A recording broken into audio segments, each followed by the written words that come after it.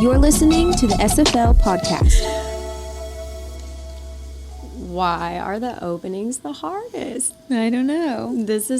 We probably just had a full-blown 15-minute conversation about how to open a podcast. It's like when you're getting dressed when you were in high school. I don't know how you were, but when I was in high school, my goal was to look cute, but like I didn't try. Oh, yeah. That's how So I you feel. spend like 30 minutes trying to throw an outfit together that looks cute, but like I didn't try. Yeah, and if you talk about how you want to open it, it makes the opening even more awkward. Yeah. So We'll get better. we will. But Taylor turned down like 3 of them before, and then I was like, darn, we're not going to talk about it anymore. I'm just going to do it. Yeah. And we're Roll. on a podcast marathon, just some behind the scenes info. So we're recording more than one episode at a time. Yeah. So we're like, darn, we already did our banter. Yeah. We could keep bantering. I can banter all day long. Yeah. But So can't. Jack once told us that we had to banter before. Jack is like our director. He's amazing. He is. But It's anyways, like he's he been told us doing to this banter. for years. Yeah. So now this is the first one that I know of. Hey, Jack. Jack, let's be real. I've got an echo in my Same. ears. Same. Anyways, enough Better. bantering. Let's roll with it. Got it. I am really excited about this one as well because it really does play into a lot of what I'm doing right now. Yeah. Like in the moment, right now. In January, in February, beginning of the year, the new fresh start vibes are going on right now. And I do not do, what do they call it? In January, everybody, yeah. why am I drawing a I blank? don't know. Why am See, I I don't do drawing it. a blank? I don't do it. So I don't. It's like the goal. What is it called? Oh my God. Jackson, you know the word? He's writing it down. You could just tell us. Resolution. Resolution. I don't do those. Yeah. So, You don't want to set yourself up for failure. exactly. So what would happen is I did those for a few years and I was like, bleh, by February it wasn't going my way and I felt like a failure and I was like, yeah, I'm not going to do those. And so January, February, in these last few months with our fast and everything that we've been doing, I've just been hearing God say a lot about vision. Yeah. And I have having too. It's actually one of the words Yes. God gave me at the very beginning of the year. And I feel like that is not, that's on purpose, that God knows that his people need vision. Right. And so in January, I knew starting out with the fast that I really wanted to hone in on having a vision for all areas of my life. And so when you said, we had actually considered, really speaking, our first few about marriage. And then when you texted me that the other day and said, really, I feel like in this moment right now, I just hear God, number one is vision and support. Yeah. I loved that because it can spin off on so many different aspects of having vision and being supportive of that vision with marriage. Having vision and being supportive in your friendships, Yeah. having vision and being supportive in businesses. And so there's so many things that we can talk about that can hit home with someone. And so I was really, really excited about this one because before I even started to take my notes on it, I was actually writing vision for all of the things that Yeah. I will get to later. But right off the bat, one of the first things that I came to in studying and praying about vision was Proverbs 29:18. And I love the message. And what I'll do a lot is I love the Bible app. Because you can like highlight and then hit compare. Yeah. And it'll pop up like all the versions that you use the most of the Bible.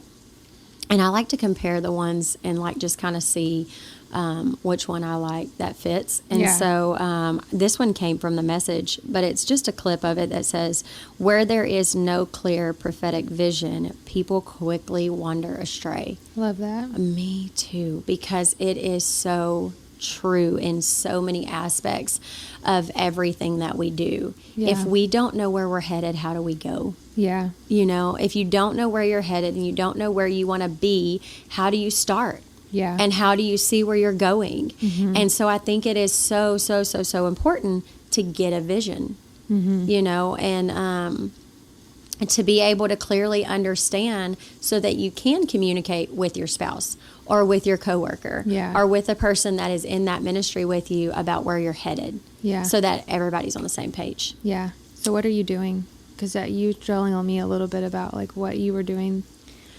So personally, I told Josh, I was telling Josh, I said, okay, like, let's do a vision board. Mm-hmm. And I, just like I said in the last podcast, I am not greatly creative. Like, I want to be, but I will go on Pinterest and I will see these women have these vision boards, I think is what they call them. Yeah. And they're so fun. And I mean, they're taking newspaper clips and magazine clips and Yeah. they're printing out stuff. And like, you look at that board and you can see vision. Yeah. And I love that. And so all of January through my fast, I knew that I wanted to do not maybe so much a vision board, because there isn't just one thing I'm looking for vision for. Yeah. I knew that I needed to find vision for many. Josh and I are entrusted with a lot. A lot. And I don't believe that is by chance. I know that it's by good choices that we've made and the way that God has been allowed to use us. But I sat down and I was like, okay, I want to get a vision for. And when I wrote down, I want to get a vision for, and all the things that I wanted to get vision for, I turned to Josh because he was sitting in the chair next to me, and I said, wow, we are entrusted with a lot of things that need vision. Yeah. And that was overwhelmingly cool to me, because some might sit and go, well, I don't even know where to start with the first thing, you know, but like Josh and I, you know, vision for SFL, vision for this podcast, vision for DCC Women, which is the women's ministry in our church that I'm over. Instagram, vision for my Instagram, because it is a platform that God uses. And then that's just personal visions, but vision in our marriage would be that we own 2 companies. And so vision for both of those, vision for homeschool, which is a whole situation in itself, and it needs vision. Yeah. And then vision for my husband's 3rd job, which is a form of income for us. Yeah. And I think where we lack vision is, or where the spots that I feel like we lack vision, there can be confusion. That's good. And no direction. That's super good. And I don't like confusion, and I don't like not having. The enemy. The enemy uses confusion. He does. And that's what, just like that verse says, people quickly wander astray when they have no direction. Right. And so I am kind of just in the middle right now. I wrote down what I want vision for, but I haven't wrote down any visions. Yeah. I really love that. I think that's such a tangible thing for people to do. Yes. Like really today. Right You're now. like, yeah, Right if now. you are in a place where you can just listen to this podcast, get off, and then go do this. Get alone with God. Yep. Write down, like Keshia did, I have done this before as well, but the different points in your life that are like stressors or things Yes. that you're over or whatever. Like you can get a vision for your finances. You can Yes. get a vision for your home, for your kids, for your marriage, you know, your workplace. Even if you're an employee, what kind of an employee do you want to be? Get Absolutely. a vision for it. You know, so write down all those different areas and then figure that out. And one thing that while you were talking, it is currently February. I don't know when this podcast will air and when you guys will hear it. But for Christmas, Kobe gave me a trip to Waco, and we did the Magnolia thing. Mm-hmm. So because I was in Waco, and I was like, well, let's watch Fixer Upper on our way there.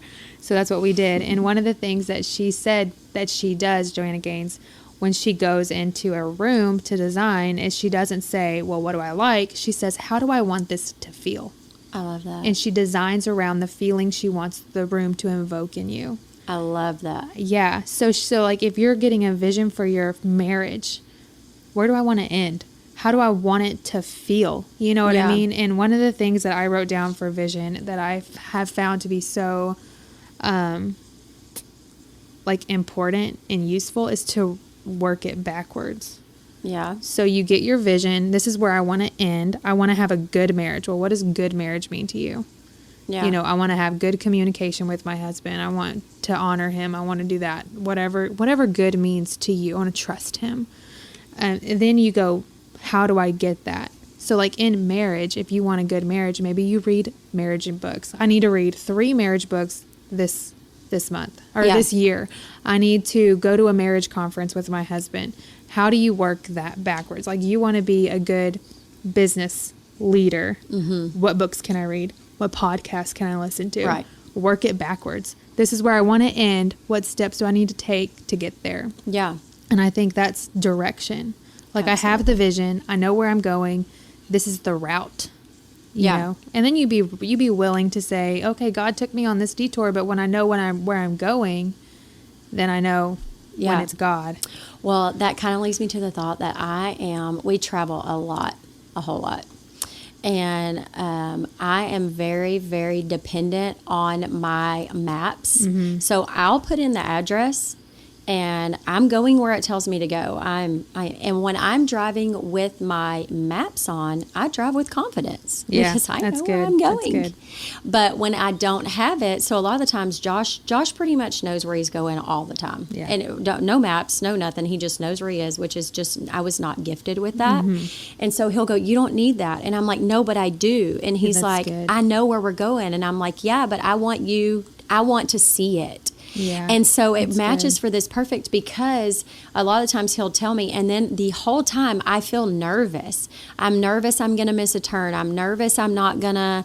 And when you're pulling a trailer with high dollar bulls on it, you don't get to stop rapidly. Yeah. And so I need that confidence that I need to know in 30 miles, Keshia, you're going to have to turn this thing. Yeah. And like I have to build myself up for that. That's funny. And it's crazy. Like I know that people pass me on the road and like, who is this chick? Because I'm like this little blonde-haired, blue-eyed girl driving this huge truck and trailer. And it didn't start out like that. He didn't always trust me with it. But anyways, when he's really tired, it just, hey, this was our only option, and we went with it. But back to what I was saying, like this works perfect for that because that map gives me direction and I'm able to confidently drive forward knowing that I know where I'm going and I know the end goal. Yeah. And if I don't have that, I'm nervous. Yeah. And I feel like because we have vision in this podcast and we have vision with this ministry, we know where we're headed. We're on the same page. We're in the same vehicle. Mm-hmm. And I'm not nervous about what turns might come or things that might come because I know that God's faithful and we're going to get through it and we're ultimately going to get to where we're headed. Right. That's good. So, yeah. So you need to write your vision and it needs to be more than just, I want to make a lot of money. Yeah. I think one good point of vision is why. Absolutely. Write your why. I heard someone say, people will work for what, but they'll give their lives for why. Wow, that's so good. Yeah. So like when you know the why you're doing this, like, so my vision is I want to have a good marriage. Well, why? I want my kids to know how to have a good marriage. I want other people to be inspired that God's still in marriage. God designed this. He can do that. You know what I mean? This is my why, that my why is bigger than us. Because I've always said with Kobe, like, purpose will take you further than love will. Wow. When it comes to marriage. Absolutely. Because being divorced before, you learn that love is not enough to keep you together. It's true. Because there are times when I just don't love my husband. I do love him, but not in the way that we have come to know love as a feeling. Yeah. Like there's sometimes I just don't feel love for my husband. I love you, but I just don't like you right now. Right, exactly. That's a good way to put it. Exactly. I always love him, but sometimes I don't like him. Yeah, but even sometimes like you're hurt. You're learning how to do life together and you've been hurt by your spouse. Yeah. And you need a reason to work it out. You need a reason to show up that isn't, well, I love you. Yeah. Because that's not deep waters. But if you have a purpose for your marriage, like if you're going to the gym, well, I need to get healthy. I think if I just want to look good in a bikini, that's one thing. But if you're like, I want to fulfill the number of my days. Yeah. I want to be healthy. I want to beat COVID if it comes at me. If you have that kind of a why, it's a little bit deeper. Motivating. And here's the deal is that you may go, okay, well, I don't. But if you sit down when you pray for vision, pray for the why. Yeah. And ask God, what's your heart in this? What's your heart in my marriage? What's your heart in my children? Like, what show me your heart in this vision, so that way I'll have that why, and I'll be able to stick it out when trouble waters come. Yeah. And I feel like with everything that we do, David, my father-in-law, our pastor, says a lot, like you said, to know your why. And I will do that a lot in our ministries, in our businesses. And ultimately, every single time, without fail, our why is always people. It's so good. And I think that's God's why in general. Everything. In every way, shape, or form, God wants to get to the heart of people, and He wants to use you, use your businesses, use your ministry, use your marriage, use your children. It's going to be the undercurrent of everything in the kingdom of heaven. And so when it comes to our business, we could talk about the fact that, HBC is Hilton Bull Co. and it's Bucking Bulls. And I remember when Josh wanted to start this business, I remember asking him, what do you see God doing with that? And I remember in the beginning struggling with what could God ever do with a Bucking Bull company. Yeah. And now 5-6 years later, I sit in a chair and I'm like in awe of what God has done with this Bucking Bull company. Yeah, that's awesome. Because we have had the opportunity to speak into so many people's lives that we have had the honor of partnering on bulls with. We a lot of the times have clients in. We have a client in right now that's going to go to church with us tonight. Like if you come and you're at our house on a Sunday morning or a Wednesday night, we're going to church. Yeah. And they come and they're a part of that with us. And they're going to see Josh and I live it out in front of them at all of the events that we go to. But I remember a surreal moment for me. We were at Las Vegas at the finals, which is where our finals is held every year. And we have had the honor, me and actually Taylor's, my brother, Taylor's husband, of being over the church events at our events, at our Bucking Bull events, which is a whole nother aspect of being used in that industry. Yeah, that's awesome. And so we were putting on our church event there in Vegas, Sin City, right there at our event, and I took a video. And all of the people were in the stands. We were on a stage, and I had the video pointing at the bucking chutes, and I panned from the bucking chutes to the crowd, and then I said, our what and our why. That's awesome. And it was like, our what was the bucking chutes, and it was the bulls, and it was what we got to do. But why we do it was the people that we were allowed to minister to. I love that. I was in awe of God in that moment, just to see it come full circle, not only for obviously what all God had, but to know the struggles that Josh and I had in the beginning of getting on the same page with a vision, and how that's all come to pass, and we've watched it, we've worked out the kinks, and here we stand full circle in the moment where God's been able to use it. That's amazing. I love it. I like that, just being able to encourage people with, no matter what you do, there's a why. Absolutely. No matter where you are. Like, you can read the story of Joseph, which we talk about this, but you read that story, and he was servant, but there was a why. You know what I mean? Yeah. And every time, like we said, it's always going to go back to him and people. And God had given him a vision, of his future. So he knew, where the end was going. He just had to follow God's road to get there. But what I was going to ask you is, because we were talking about this a little bit before, and one of the questions that I had was, while you were talking about you and Josh, him having this vision for the Bucking Bulls, and you being like, I don't really see that. How did you come on board with that? What did you do? Did you take that to prayer? Did you just say, okay, I'm unsure, but this feels right? What? I knew, marrying Josh, that I knew without a doubt that Bucking Bulls was just, it's Josh. Yeah. I would hear his parents talk about it, about him growing up, and his heart for that. And really, I can honestly say, even from the very beginning, I had personally never met someone more knowledgeable in that area. And when I look at that, to me, I say that that is a gift from God, that God doesn't give you passion and God doesn't give you the desires if it's not something he can't use. Yeah, I and agree. so I knew ultimately that God had placed that desire and that love for bucking bulls in my husband. And I'll be honest, my doubts came from money, because it took money to start the business. It took money. And I remember the first few years, it was a money pit. What we called it was a hobby.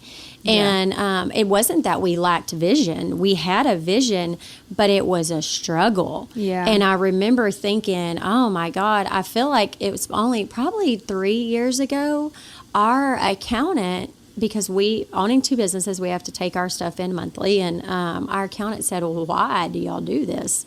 And I remember telling her, let's just keep calling it a hobby for now. And I really just don't need questions because I'm going to need you to not kill my faith, lady. Yeah. But last year when we did our taxes, she called me and she said, wow, like whatever happened. And it was almost just like a switch flipped, and the monetary part of it just kind of started flowing. It fell in line. But y'all, this is 5-6 years. So we had to have vision.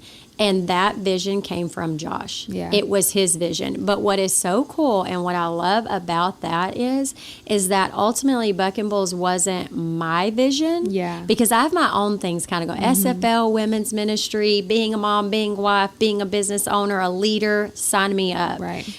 Bucking Bulls was Josh's vision. But what has evolved is I have grown to love that vision for him, and it's become a part of my life where I'm able to minister to those wives, and I'm able to speak at those events and pray over these people, and I've grown such a passion and a love for these animals and being a part of that industry that God has just kind of intertwined and molded our visions together. And that's just how cool God is. Yeah, that's awesome. I know. It just excites me just even thinking about it. Which it was kind of like that for me when I married Kobe, like talking about you knew getting married that this was going to be a thing, which is a funny story. But whenever I got married, Kobe was already doing full-time cowboy work. He was working for himself, and that's what he was doing, which he tells the story all the time. Like, people will say, you can't make a living doing that. You can't make a living doing that. But he was doing it, but he just didn't have a family to support. So when we got married, I remember, my faith was pretty high, and I feel like you knew going in that this is what he does. If I were to marry him, if I were to marry him knowing this is who he is, and then like a few years in go, well, this just doesn't work for me. How unfair is that? Absolutely. You know what I mean? And so I knew at the beginning that if I said yes to this man, I was going to have the faith that God was going to see us through. Yeah. And so, which luckily I just had already known, I don't have to have faith in Kobe. I have to have faith in God. Yep. I have to have faith that Kobe hears from God.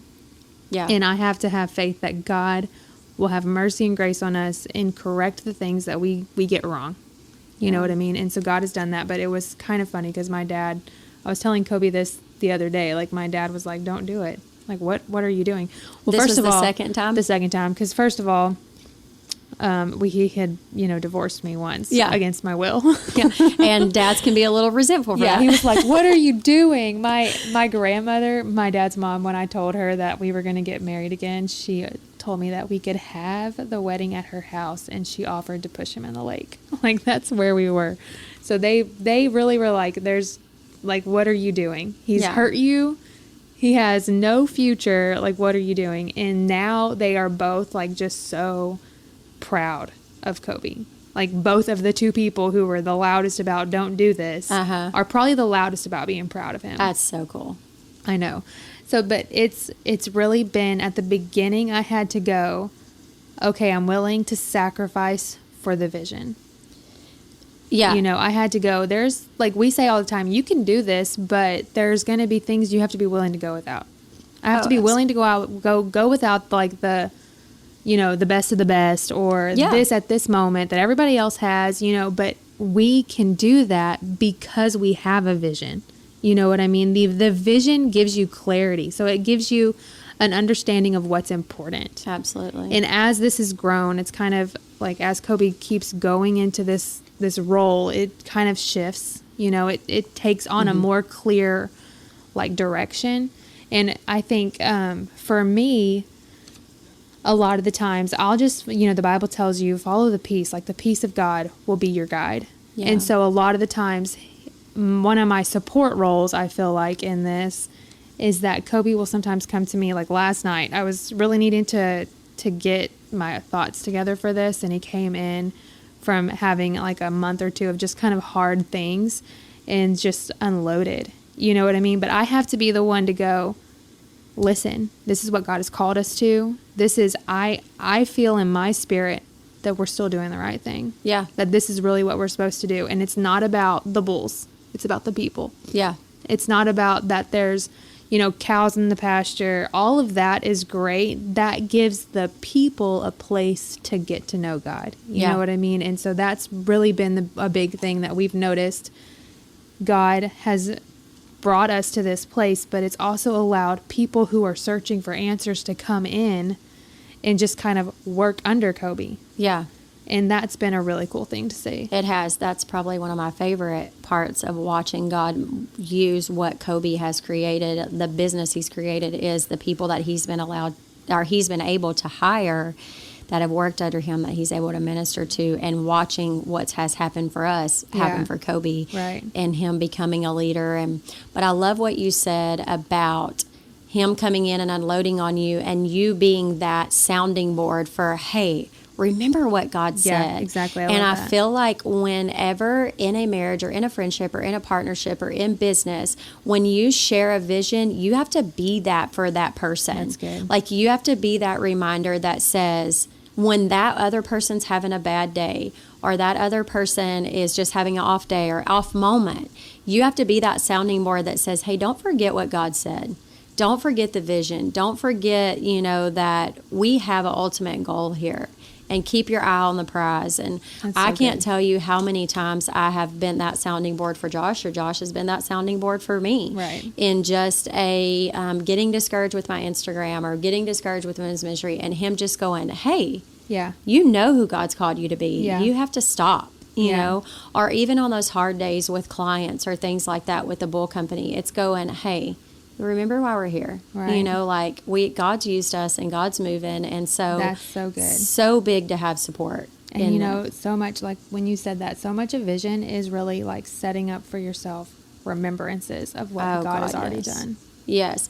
Well, and I think that even just kind of rolls right into the fact that I was saying earlier to write down your vision, the 2022 vision, and what God may have for your business or your marriage or your friends or your mom or your, whatever. When you write that down, it's easier to talk to somebody about it and find that support, because you can have it all up here and you know what you want to happen, but if you don't relay that message to somebody that can be that support in those hard moments. Yeah. And so it is I really, really, really want to encourage y'all to write down your vision, write down your why, write down all of those things, and find someone to get in there with you and wrestle with God and pray about it. To be your encourager. Yes. Keep you connected to that vision. Absolutely. Because I can remember so many times how, even like you said the other day, I was in a moment where the bull stuff had slowed down and I was at home, and podcasts and SFL, and we needed to plan our dates for this year, and DCC women, we hadn't done anything in a while, and my Instagram, and I text you and I said, oh my gosh, please pray, this is too much. And you, knowing my vision for all of those things, being my support in those things, okay, I'm coming over and we're just going to talk through all this. And by the end of the day, I felt like a whole different person. Yeah. And so what we did is we sat and we got paper and we got pen and we wrote down vision. Yeah, exactly. And it does worked. help to just get it out of your mind and onto paper. I'm a visual, so I like to see all the things. Me too. I felt like a whole new person after that. I was like, okay, I can tackle all of this. And it got the ball rolling. Once we wrote it down, we were like, all right, when are we podcasting? We feel like so ahead right now. I know. We're so Never felt so ahead. No, we're literally months in advance on planning our event this year for SFL, which stay tuned. Yeah. Because there's so much more to come with that. And we're so far ahead on podcasting. And it would literally just took one meeting, a pen and a piece of paper, and getting it out of our heads and on paper to go, okay, this is our vision for this. Let's go with it. Yeah, I love that. So I love one of the things that I've had to do with, Kobe and the vision for Elliott Cattle.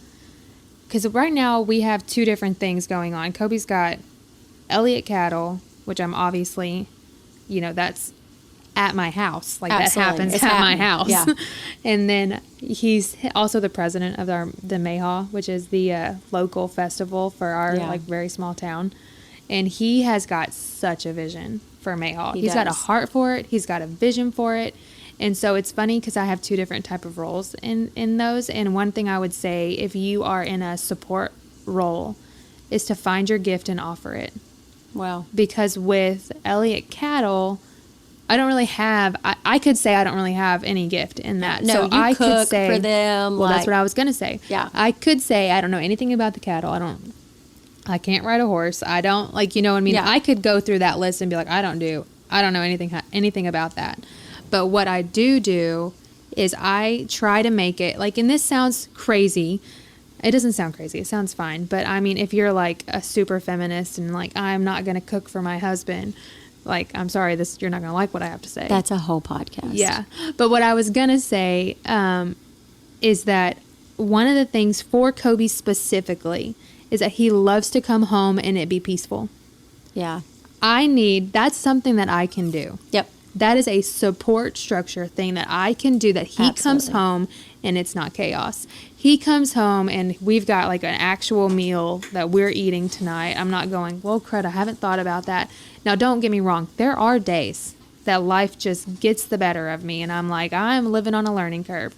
So I'm not saying that it happens that way every time, but that is one way that I can offer support to what we're doing out there. Yeah. You know what I mean? I can make sure the home front is good so that he can go out and make sure that front is working. And that is support and getting behind a vision. Yeah. Which with you is why I was saying it's kind of a little bit different because you actually run the bookend of all of y'all's businesses. Yeah. Where I have taken a spiritual giftings test and I have 0 clerical skills. I literally did not score a point in clerical. Yeah. But I have a whole bunch of creative skills, which with the Mayhaw stuff, that's where I'm able to have a different type of role in Mayhaw because I can make videos. I can do that. So my role in helping support that vision looks different. And I love the Joel and Jess thing. They have a vision that they work together. Yep. And they work side by side every day. So their support of each other looks different. But everybody has a gift. Yep. Everybody can offer a gift to something. And that's even Kobe, when he supports anything that I'm doing, it's, hey, I need to watch the kids. That's support. He's been the one that I feel down on myself. And he's like, Taylor, do you realize how gifted you are? You know what I mean? He's the pep talk when I need a pep talk. So, I mean, everybody can offer support. Find your gift. Offer it. And don't view it as a have to. View it as this is the way I serve. Oh God, yeah, that's so good. I wish I could remember. I had done a Facebook, Instagram post a few years back, and I had Josh was out of town, and there has been many a days whenever we were in the process of getting to this point that he had an actual office job. And so 9 to 5, I say that, he would go in really, really early and I would have to feed the bulls in the mornings. Yeah. And it was a very, very cold morning and I had gotten fully dressed, makeup, curled my hair, had on this really fancy outfit. I don't remember where I was headed, but I forgot I had to feed the bulls. And I was like, oh my God. And I was like, I can't, if I call him and tell him, and I can't, or he'll be stressed. And so I went out there in my full outfit, hair curl, and fed the bulls. And I made it a point to take a picture of that moment and just going that, you know, it was about being supportive. It was about serving. We're in this together. We're in this together, being a servant and just When doing you what win, had to I be. win. When the That's Bulls right. win, we win. We all win. Yeah, you That's know, and right. then it's also like changing your vision. Like what Kobe's doing is so much bigger than just him. It's bigger than our family. It's going to impact our children. It's going to Absolutely. impact other people's families. Yeah. You know, and I love that. So it's easy. The why, when you catch the why for that, it's not hard. It isn't. It actually becomes it's fun. Yeah, exactly. You know? And you feel that was one thing I wanted to talk about, you know, with this podcast. I love getting to build something. Yeah. I find that to be so exciting. Like I get to be in the building process. We are building a life together. Yeah. We're building a marriage. Like, you know, and I love that it's not just mundane. Like I think that when you change your mindset to it's bigger than us, Yeah. it sort of makes it more exciting. Yeah. Like we're here for a purpose. We're married for a purpose. Your marriage is worth fighting for. Yep. Because it has purpose. Yeah. You know what I mean? And when you can look outside that, it keeps you coming back to the table. Yeah. Well, and it's like we had a meeting the other day with a couple from our church about some one of our businesses, you know, some growing opportunities. And Josh had made the comment to them that he does strive better when he has something to reach for. Oh, that's cool. That he was saying like the analyzer work and the plant work was not his passion, so it was hard to get vision. That's it was cool. hard to find things to reach for in Yeah. that. And he said, but I can get behind growing something because Yeah. that's exciting. Yeah. And That's so how I feel. that couple brought in a growing aspect to that company that kind of lit a new excitement in Josh. Yeah. And he's like, and it's like he said, I can get vision for growing something, Yeah. but it's having something to obtain. Yeah. And that just goes back to having vision and writing it down. There was a scripture that I found. Tell me how to say it again. Habakkuk. Habakkuk.